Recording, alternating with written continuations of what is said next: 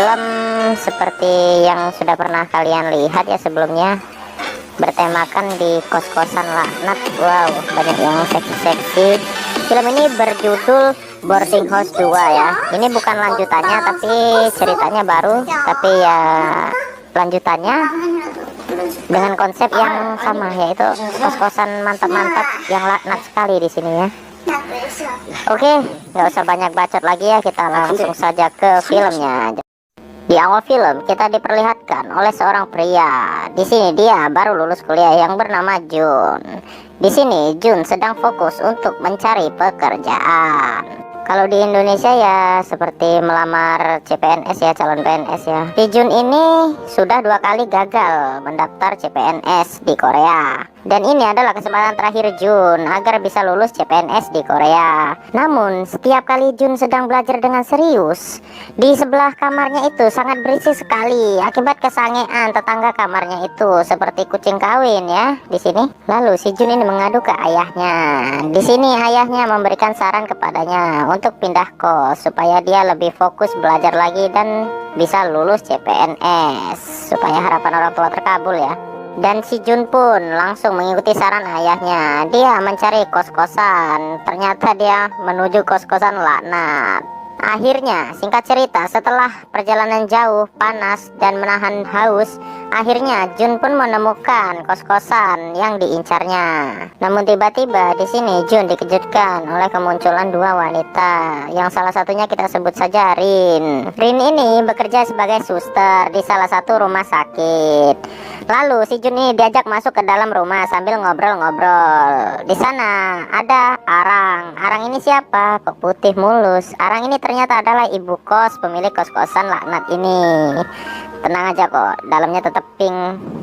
Apanya tuh? Apanya bajunya dong? Susah ini berurusan sama omes-omes kalian ini. Ibu kos ini menceritakan kepada Junjuk bahwa suaminya sedang pergi keluar kota dan jarang pulang. Namun setelah itu Junjuk karena kelelahan, dia langsung masuk ke kamarnya. Namun, di kosan ini bukannya dia mendapat kedamaian, tentram, kesunyian, malah dia mendapatkan godaan yang sangat besar. Mulai dari Mbak Rin tadi yang kerjaannya ngenggot-ngenggot, ngapain tuh?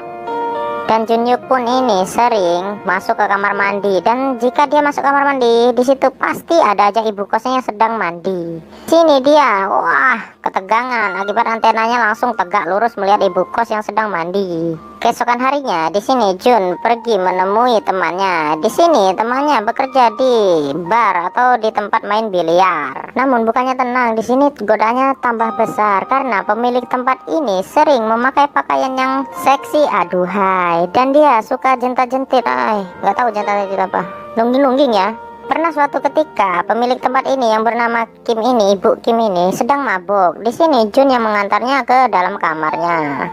Karena ibu ini sedang mabuk, dia pun menggoda Jun untuk melakukan mantap-mantap. Akhirnya di sini mereka melakukan pemanasan, namun nggak jadi bercocok tanam. Cie, penonton kecewa, ayo santai bro, tonton sampai habis biar tahu ceritanya. Saat Jun ini pulang dan sampai di kosannya, di sini imanya digoda lagi dengan ibu kos dan Rin yang sedang tidur dengan pakaian yang sangat aduhai dan pose yang sangat nggak tahu tuh ya. Alhasil antenanya milik Jun ini tegak lurus lagi. Keesokan harinya pacar Jun ini yang bernama Sung E datang ke kosannya. Di sini Jun berharap mendapatkan perjalanan gratis ke goa milik pacarnya ini. Namun semua itu digagalkan oleh Rin yang tiba-tiba masuk dan ya mengecoh. Jun mengantar pacarnya pulang. Di sini Jun buru-buru langsung lari ke kamar mandi dan alhasil terjadi lagi. Di sini Jun tiba-tiba melihat ibu kosnya yang sedang ngobok-ngobok goa miliknya. Di sini iman Jun teruji lagi. Wah, masih kuat nih. Sampai ketika di suatu malam, di saat Jun ingin berangkat bekerja, di sini dia mendengar suara desahan manja atau pemersatu bangsa dari kamar ibu kos. Ternyata itu adalah ibu kos yang sedang mantap-mantap dengan suaminya yang baru saja pulang dari luar kota. Setelah melihat ibu kos dan suaminya bercocok tanam, di sini Jun akhirnya tidak kuat lagi menahan tegangan antenanya. Lalu Jun pun langsung berangkat ke tempat kerjanya. Di sana dia melihat Kim atau pemilik tempat kerjanya itu sedang sendirian dan tidak ada pelanggan. Di sini Jun langsung menarik Kim masuk ke dalam kamar. Dan di dalam kamar Jun menggoda si Kim, langsung menyosornya. Dan kalian tahulah akhirnya gimana, mereka pun melakukan tap mantap, akhirnya kelepas juga. Keesokan harinya, di sini suaminya ibu kos ini akan pergi keluar kota lagi. Di sini ibu kos ini langsung mengenalkan Jun dan suaminya bahwa Jun itu adalah penghuni kos baru di tempat ini. Setelah itu di malam harinya mereka bertiga makan tahu bulat dan minum ciu. Setelah itu keesokan paginya, di sini ibu kos sudah bangun untuk pergi berbelanja. Jun pun juga sudah bangun dan tiba-tiba Jun melihat si Rin ini belum bangun tidur, tapi dengan posisi yang manang tuh apa ya? Pokoknya semelehoy lah intinya. Di sini iman Jun tergoda lagi karena Jun sudah tidak tahan. Jun di sini langsung menerjang tubuh Rin dan mereka pun melakukan mantap-mantap.